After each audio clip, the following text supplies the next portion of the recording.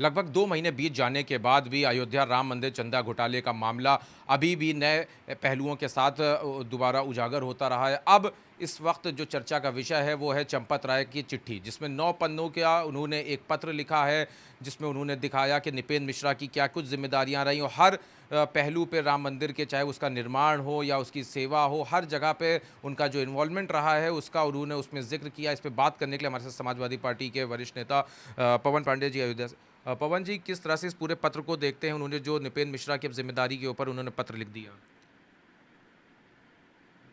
चंपत राय जी ने जो पत्र लिखा है, अभी तो मैंने उसे पूरा पढ़ा नहीं है, लेकिन जो सुनने में मीडिया के माध्यम से और सोशल मीडिया के माध्यम से बातें सामने आ रही हैं कि जैसा उन्होंने बताया कि सब कुछ नृपेंद्र मिश्रा जी थे। उनके पत्र का तो तात्पर्य यह है कि जो मंदिर में हो रहा था और जो पीछे चढ़ावा, चोरी, डकैती, लूट हुई है, उसके जिम्मेदार वो नहीं लगता नृपेंद्र मिश्रा जी ही हैं। सब कुछ नृपेंद्र मिश्रा देख रहे थे। अब एक तरह से सारे डकैतों और चोरों में सिर फ्लोवल शुरू हुई है, क्योंकि सरकार कार्रवाई कर नहीं रही है। राम मंदिर में चढ़ावा चोरी हुआ, डकैती हुआ, 140 करोड़ भारतीयों की आस्था के साथ विश्वासघात हुआ। मुख्यमंत्री जी यहीं पर आए थे, बताए थे दूध का दूध, पानी का पानी कर देंगे, 15 दिन शांत रहो। 2 महीना हो गया, ना दूध का दूध हो पाया, ना पानी का पानी हो पाया। और जितने चोर थे, जिनके ऊपर आरोप लगा था चोरी का, जिनके ऊपर 40% कमीशन लेने का आरोप लगा था, वो सारे चोर आज इस अयोध्या में टहल रहे हैं और अधिकारी उनके पीछे टहल रहे हैं, अधिकारी भी उनके पीछे टहल रहे हैं। तो आप समझ सकते हैं सरकार से क्या उम्मीद की जाए। और ये जो मंदिर बना, माननीय सर्वोच्च न्यायालय के निर्देश पे बना, लेकिन जिनके ऊपर मंदिर बनाने की, मंदिर को व्यवस्थित रखने की, मंदिर को सुरक्षित रखने की जिम्मेदारी थी, उन सब लोगों ने राम नाम की लूट है, लूट सको तो लूट, जो जनता के समर्पण का पैसा था उसमें लूट करने में कोई कमी नहीं की। महिपाल सिंह ने तो आरोप लगाया कि 800 करोड़ का मंदिर 2200 करोड़ में हो रहा है। अगर महिपाल सिंह गलत हैं तो महिपाल सिंह पे मुकदमा लिख के जेल क्यों नहीं भेजा जा रहा है? महिपाल सिंह ने और भी जो आरोप लगाए कि रुपया ज़्यादा जाता था, लिखा कम जाता था, महिपाल सिंह से कोई गवाही नहीं, कोई बातचीत नहीं, और कई चैनल ये भी चला रहे हैं कि क्लीन चिट मिल गई। हाँ, एसआईटी की जो रिपोर्ट, कोई कार्रवाई कहीं कुछ नहीं दिखाई पड़ रही है।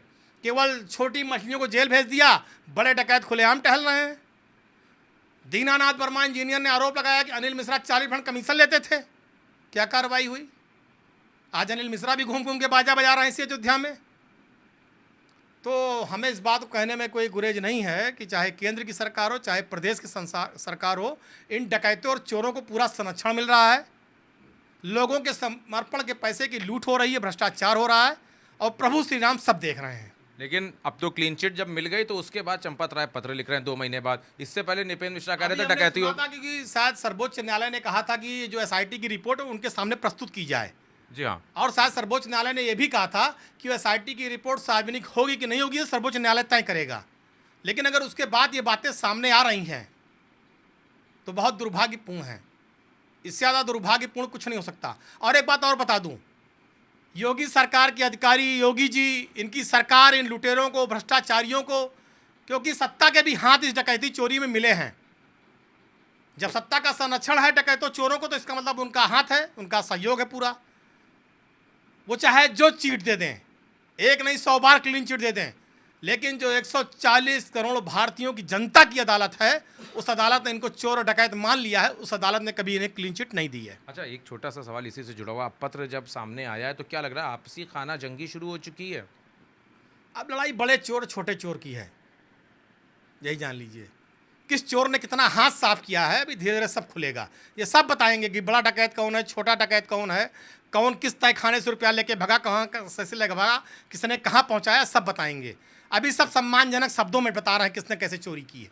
एक और सवाल है, जब आप लोग इस मुद्दे को उठाते हैं या सरकार के लोग जब इस पे जवाब देते हैं तो वो चोरी के ऊपर जो घोटाला हुआ चढ़ावे का, उस पर वो तो कम बोलते हैं, लेकिन वो विपक्ष के ऊपर ज़्यादा निशाना साधते हैं कि विपक्ष का क्या रहा, विपक्ष ने किस तरह से राम मंदिर का विरोध किया, ये तमाम बातें करते हैं। तो क्या लगता है इन सब की वजह से उसको ढका जा सकता है? खिसियानी बिल्ली खंभा नोचे वाला हाल है भाजपा संग विहिप के लोगों ना। सदन में डेली तो दान पात्र लेके सपा के सांसद बैठते थे। चढ़ावा चोर कहाँ मिलेंगे बीजेपी के दफ्तर में, जवाब देना चाहिए था, क्यों नहीं जवाब दिया प्रधानमंत्री और गृह मंत्री ने? जवाब देते। उत्तर प्रदेश के विधानसभा सत्र में सारे विधायकों ने लगाया तो नारा, चढ़ावा चोर कहाँ मिलेंगे बीजेपी के दफ्तर में। देना चाहिए था मुख्यमंत्री को जवाब, क्यों सदन जल्दी खत्म कर दिया? देते जवाब। पूरा देश, पूरी अयोध्या और राम के मानने वाले जो लोग दुनिया में सब जान गए हैं कि ये चढ़ावा चोर हैं। और अच्छा, अगर मान लीजिए किसी ने मंदिर के लिए संघर्ष किया तो ये हक दिया किसी ने कि अगर आप मंदिर के लिए संघर्ष किए तो मंदिर में डकैती करेंगे, चोरी करेंगे, आप लोगों के चढ़ावे को लूटेंगे, आप लोगों की आस्था से खेलेंगे। ये हक किसने दिया है आपको? आप चढ़ावा चोरी करके, लोगों के दान पात्र के पैसे को लूट कर, लोगों की आस्था से खेल करके, ये अधिकार किसी ने नहीं दिया है। आपको आज चोर कहा है, कल चोर कहेंगे, और जब तक जीवित रहेंगे आपको डकैत कहेंगे। शुक्रिया। तो हमारे साथ बात करने के लिए अयोध्या से समाजवादी पार्टी के वरिष्ठ नेता और वर्तमान प्रत्याशी हैं, जिन्होंने साफ तौर पे जो अभी जो घटना हुई, जो चंदा घोटाला हुआ, उस पे पूरे पे अपना बयान स्पष्ट किया। कैमरा पर्सन सौरभ के साथ उस्मान खिदवाई, न्यूज़ लीडर, लखनऊ।